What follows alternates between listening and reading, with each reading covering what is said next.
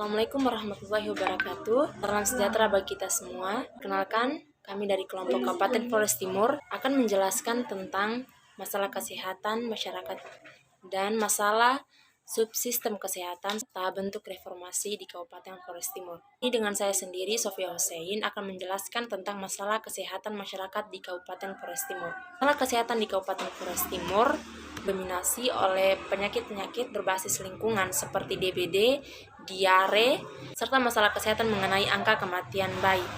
Identifikasi masalah kesehatan di Flores Timur berdasarkan kerangka teori Hendrik L. Bloom. Menurut teori Hendrik L. Bloom, ada 4 faktor yang mempengaruhi derajat kesehatan manusia.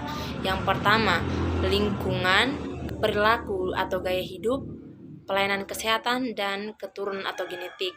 Untuk faktor lingkungan DBD, berlaku seperti tidak menguras dan menutup tempat penyimpanan air serta menggantungkan pakaian yang merupakan faktor perilaku penyebab penyakit demam berdarah.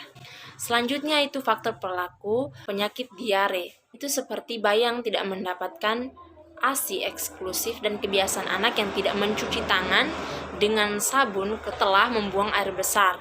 Selanjutnya, angka kematian bayi mengenai karakteristik seorang ibu yang sangat berpengaruh terhadap angka kematian bayi, misalnya usia ibu saat perkawinan dan pendidikan seorang ibu. Pendidikan seorang ibu ini kaitan erat dengan perawatan kesehatan pada saat kehamilan, kebersihan, perlunya pemeriksaan kehamilan, dan lain-lain. Faktor selanjutnya yaitu faktor lingkungan. Lingkungan yang menjadi penyebab penyakit DBD seperti ditemukan sampah plastik dan barang bekas yang digenangi air yang akan menjadi tempat berkembang biaknya dan istirahat bagi vektor nyamuk DBD. Untuk lingkungan penyakit diare, yaitu pembuangan tinja dan sumber air minum. Selanjutnya, angka kematian bayi faktor lingkungannya jadi penyebab tidak langsung didominasi oleh kondisi rumah yang tidak sehat, paparan kimia dari asap rokok, dan penyimpanan pestisida. Lanjut, faktor selanjutnya adalah faktor pelayanan kesehatan. Dan ini merupakan faktor ketiga yang mempengaruhi derajat kesehatan masyarakat karena keberadaan fasilitas yang menentukan dalam pelayanan kesehatan perorangan baik promotif, preventif, kuratif maupun rehabilitatif yang dilakukan oleh pemerintah. Untuk faktor yang terakhir, faktor genetik, merupakan faktor yang pengaruhnya paling kecil terhadap status kesehatan masyarakat. Kenapa kelompok kami memilih penyakit DBD, diare, dan angka kematian bayi ini menjadi masalah kesehatan di Kabupaten Flores Timur karena DBD masih merupakan salah satu masalah kesehatan di masyarakat Kabupaten Flores Timur.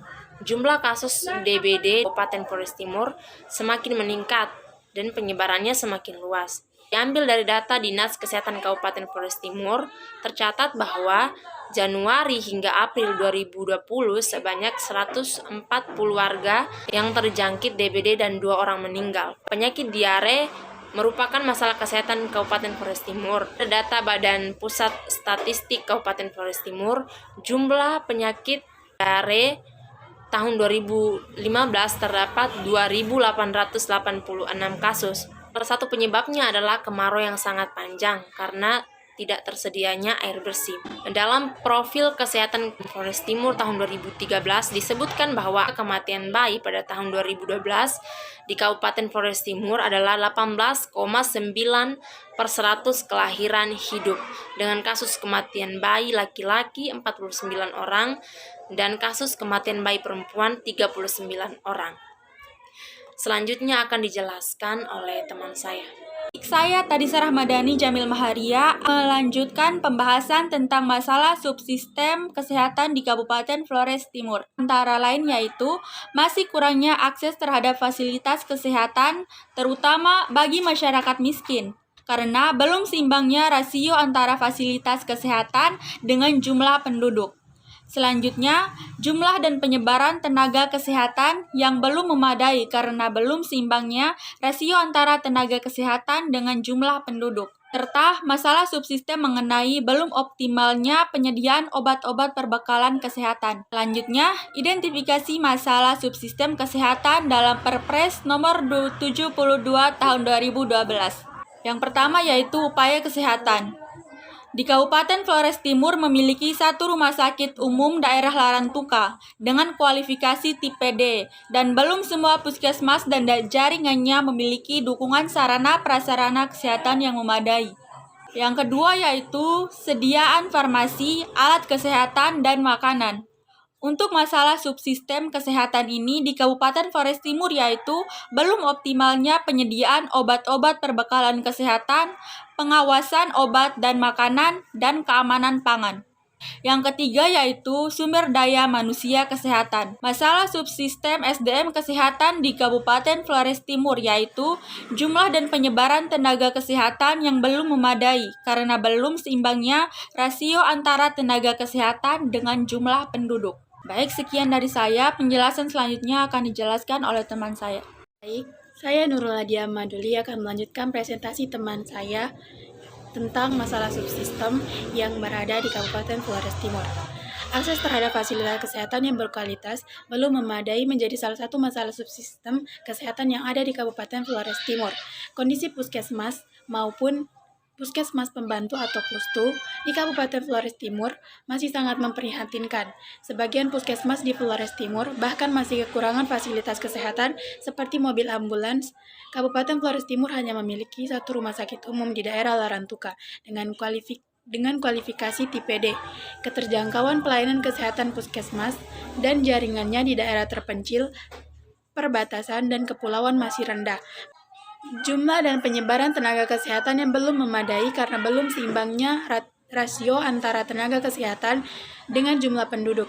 Mengingat wilayah puskesmas di Kabupaten Flores Timur yang cukup luas serta merupakan daerah yang cukup sulit untuk dijangkau, maka jumlah tenaga kesehatan tersebut sangat kurang. Batasan jumlah dan jenis tenaga ini menyebabkan adanya tugas rangkap.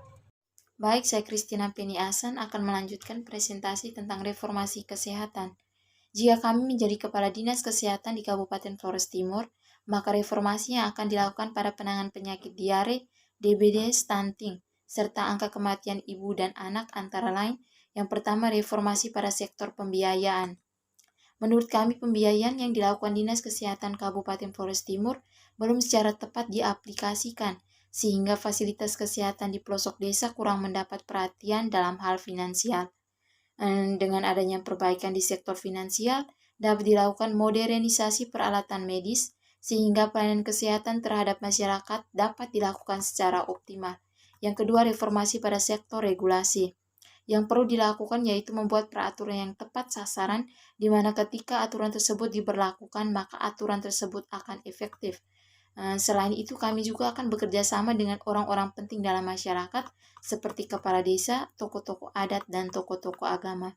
Yang berikut, reformasi sektor organisasi.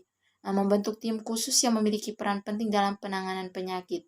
Tugas dari tim ini seperti mendeteksi sedini mungkin peluang terjadinya penyakit yang akan terjadi di wilayah tertentu serta akan melakukan pencegahan. Yang berikut, reformasi sektor perilaku. Melakukan edukasi dan praktek secara berkala di seluruh wilayah Kabupaten Flores Timur, karena membentuk suatu kebiasaan yang sehat harus dilakukan secara terus-menerus sehingga menjadi kebiasaan yang baik yang akan dilakukan masyarakat.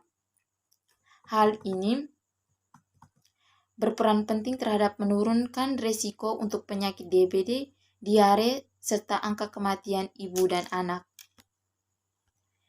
Reformasi pelayanan kesehatan perlu dimonitoring dengan pendekatan pelaku dalam hal yang pertama, menyusun kebijakan dan pemegang fungsi regulasi dalam sistem kesehatan, memberikan pelayanan kesehatan yang berupa rumah sakit pemerintah dan swasta, serta lembaga-lembaga pelayanan kesehatan lainnya, memberikan pendanaan untuk sektor kesehatan, LSM dan ikatan profesi di sektor kesehatan.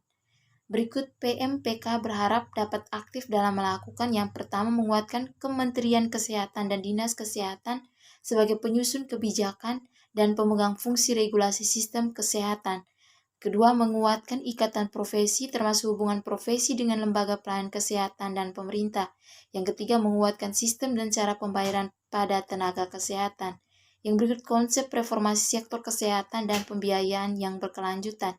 Upaya mempunyai tujuan untuk mengubah sistem kesehatan guna meningkatkan kinerja. Yang berikut, sasaran kinerja untuk reformasi.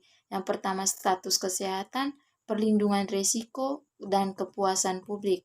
Yang berikut subsidi untuk masyarakat, pelayanan digratiskan bagi masyarakat miskin, jaringan pengaman sosial, askesin, dan jaminan kesehatan masyarakat pusat dan daerah.